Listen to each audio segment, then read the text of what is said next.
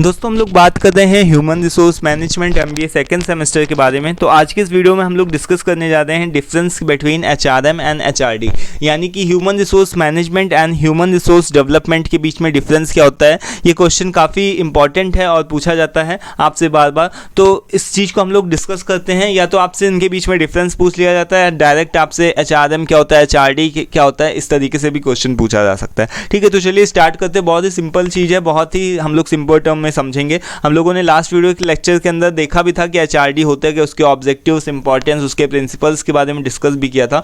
But यहाँ पर देख लेते हैं इसके बीच में डिफरेंस क्या होता है। जैसे कि हमने बताया था आपको कि यहाँ पर जो एचआरएम होता है, एचआरएम क्या होता है, मेनली जो एचआरएम का जो भी फोकस होता है वो किसके ऊपर होता है कि एम्प्लॉयज़ को अगर आप सैलरी पे कर दो तो उसके बदले में उनसे अच्छी तरीके से, इफेक्टिव तरीके से काम भी लो। ठीक है, जिससे कि ऑर्गेनाइजेशनल की ग्रोथ हो। ठीक है, तो एचआरएम में किसके ऊपर फोकस किया जाता है कि efficient and effective use of human resources, की किस तरीके से जो भी आपके वर्कर्स हैं, जो भी आपकी कंपनी में काम करने वाले लोग हैं, आप उनको किस तरीके से यूज़ करते हो। ठीक है, अगर आप उनको सैलरी पे कर रहे हो तो उसके बदले में आप उनसे किस तरीके से उनका यूज़ करते हो सो दैट कि गोल्स आर अचीव्ड, जिससे कि जो भी ऑर्गेनाइजेशन के जितने भी गोल्स हैं वो अचीव्ड हो जाते हैं। बट एचआरडी एक तरीके का it is a part of HRM. ठीक है, एचआरडी जो होता है वो एक तरीके का पार्ट होता है एचआरएम का, जिसके अंदर क्या होता है, ह्यूमंस की जो भी आपके हैं, उन आपके जो भी एम्प्लॉयज़ हैं उनकी डेवलपमेंट की बात करी जाती है, उनको ट्रेनिंग दी जाती है, उनकी स्किल्स को बढ़ाया जाता है, जिससे क्या होता है ओवरऑल ऑर्गेनाइजेशन की ग्रोथ होती है। ठीक है, इसके अंदर क्या होता है दोस्तों एचआरएम के अंदर कि आप मेनली काम लेते हो अपने वर्कर से, बट इसके अंदर आप क्या करते हो, उनको ट्रेनिंग देते हो, उनको मोटिवेट करते हो, उनको नॉलेज प्रोवाइड करते हो।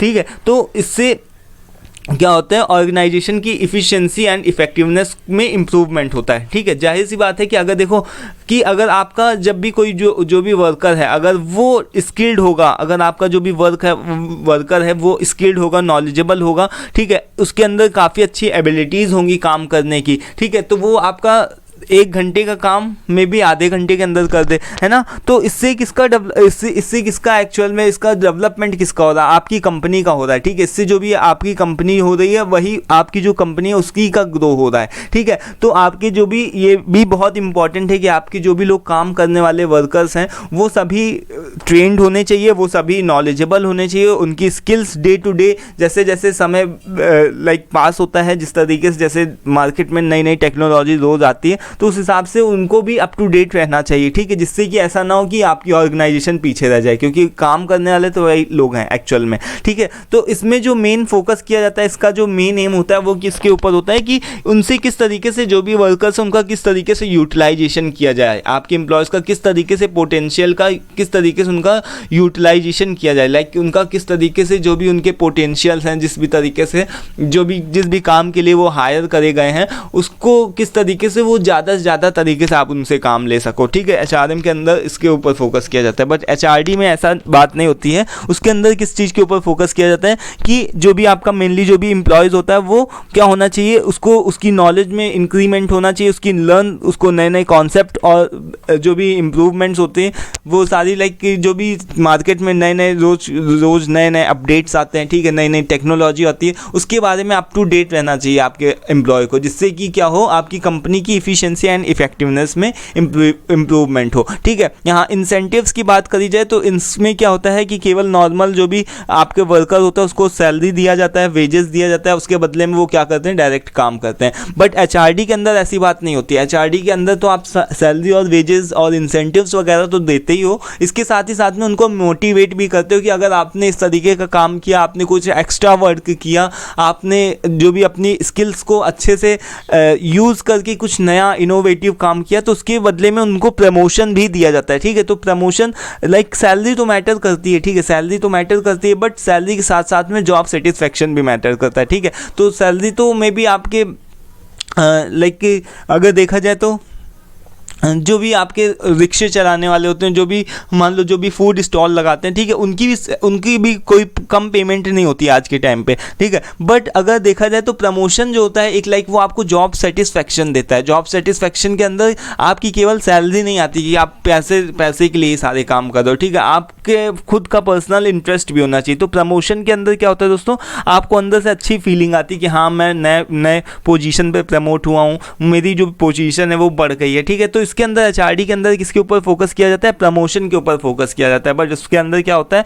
सैलरी, वेजेस, इंसेंटिव्स को बढ़ा दिया जाता है। ठीक है, रिस्पॉन्सिबिलिटीज़ की बात करी जाए तो अगर ट्रेनिंग की जो रिस्पॉन्सिबिलिटी होती है HRM के अंदर तो ह्यूमन रिसोर्स मैनेजर की होती है। ठीक है, HR मैनेजर की होती है यहाँ पर मेनली जो भी रिस्पॉन्सिबिलिटी होती है, बट HRD के अंदर जितने भी मेनली आपके जितने भी सारे मैनेजर्स हैं, चाहे वो आपका प्रोडक्शन मैनेजर हो, क्वालिटी मैनेजर हो, ठीक है, मेंटेनेंस मैनेजर हो, हर तरीके के R&D मैनेजर हो, सारे जितने भी मैनेजर्स होते हैं वो सभी लोग रिस्पॉन्सिबल होते हैं कि वो अपने अपने फील्ड में अपने अपने वर्कर्स जो भी उनके अंडर में काम कर रहे हैं, जितने भी लड़के हैं, जितने भी लोग काम कर रहे हैं, उन सभी को ट्रेंड करें। ठीक है, HRD के अंदर क्या होता है, सारे एम्प्लॉयज़ की, सारे ही मैनेजर्स की जिम्मेदारी होती है, रिस्पॉन्सिबिलिटी होती है कि वो अपने सभी वर्कर्स को ट्रेंड करें। बट HRM के अंदर क्या होता था दोस्तों कि इसके अंदर क्या होता है कि केवल HR मैनेजर की रिस्पॉन्सिबिलिटी होती है कि वो लोगों को ट्रेंड करे। ठीक है, यहाँ पर केवल HR मैनेजर ट्रेंड करेगा, यहाँ पर क्या करेंगे, सारे ही मैनेजर्स ट्रेंड करेंगे। ठीक है, अब देखो इसका जो मेनली फोकस होता है वो किसके ऊपर होता है कि इम्प्रूव सेटिस्फैक्शन।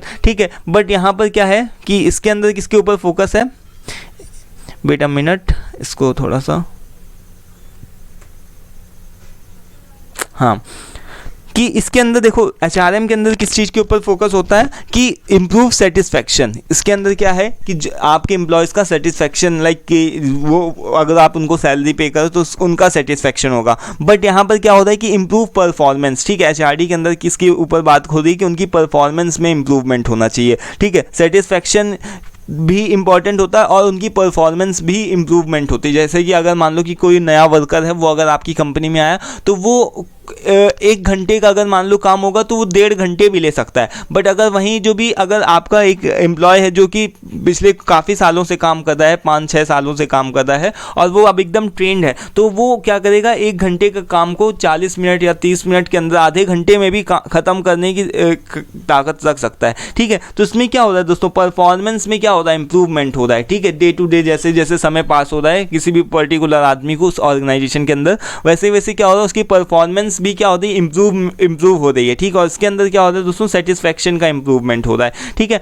तो दिस वाज ऑल अबाउट कि क्या होता है डिफरेंस HRM एंड HRD के बीच में। आई होप कि आपको सारी चीज़ें क्लियर हो गई होंगी। अब नेक्स्ट वीडियो में दोस्तों हम लोग बात करेंगे स्ट्रैटेजिक ह्यूमन रिसोर्स मैनेजमेंट, जिसको आप शॉर्ट में HRM बोलते हो। ठीक है, तो आज की इस वीडियो में दोस्तों इतना ही। वीडियो पसंद आया तो प्लीज़ उसको लाइक करिएगा। PPT या PDF चाहिए तो उसके लिए व्हाट्सएप पे कांटेक्ट कर लो।